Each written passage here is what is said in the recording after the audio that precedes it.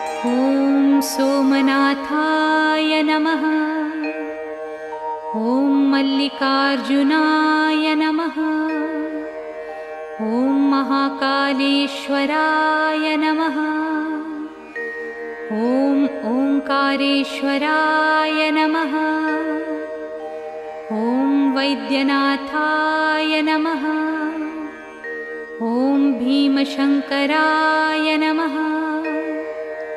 ॐ रामेश्वराय नमः।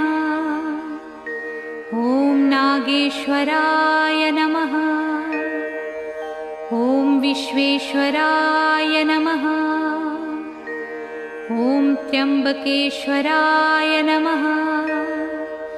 ॐ केदारेश्वराय नमः। ॐ भुस्मेश्वराय नमः।